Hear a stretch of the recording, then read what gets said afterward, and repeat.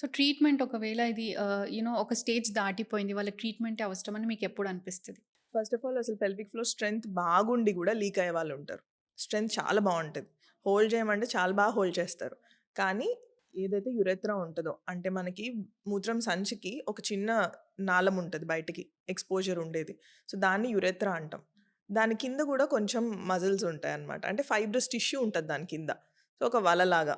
ఆ వలంతా ఏమవుతది డ్యామేజ్ జరుగుతా ఉంటది. అలాగే వీక్‌నెస్ జరుగుతది. దాంతోటి ఆ యురెత్రా అనేది కిందికొచ్చేస్తది.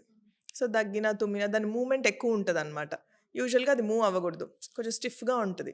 ఎప్పుడైతే మనకి డెలివరీ అప్పుడు ఇంజరీ జరగడం గానియండి, మెనోపాజ్‌లో మనకి ఈస్ట్రోజన్ తగ్గిపోయి వీక్‌నెస్ రావడం గానియండి, ఇవన్నిటి వల్ల ఫైబ్రస్ టిష్యూ తగ్గిపోయి ఆ మూవ్‌మెంట్ ఉంటుంది.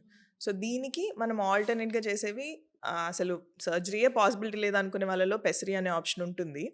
సో, పెసరివి చిన్నవి రింగ్ మీద ఇంకొక చిన్న నాబ్ లాగా వస్తదనమాట. అలాంటివి కూడా ఇన్సర్ట్ చేస్తాము. కాదు అనుకున్నప్పుడు then we can go for surgery. Is it safe again? Yes. It is. So, pessary is a very safe option first of all. అది కాకుండా ఇంక మనం ఇది చాలా సివియర్‌గా ఉంది అన్నప్పుడు క్వాలిటీ ఆఫ్ లైఫ్‌ని డ్యామేజ్ చేస్తుంది. అంటే ఇంట్లోంచి బయటకు కూడా అడుగుపెట్టరు. హ్మ్. ఒక 30 ఇయర్స్, 35 ఇయర్స్ అమ్మాయి ఇంట్లోంచి కూడా బయటకు అడుగు పెట్టకుండా ఈవెన్ వర్క్ మానేస్తారు. వర్క్ ఫ్రమ్ హోమ్ ఉంది కాబట్టి ఓకే. కానీ నెక్స్ట్ డెలివరీకి భయపడతారు. ఈవెన్ సెక్షువల్ ఇంటర్‌కోర్స్‌కి కూడా భయముంటది. సో, ఎవ్రీ ఇంటర్‌కోర్స్ అప్పుడు దే లీక్.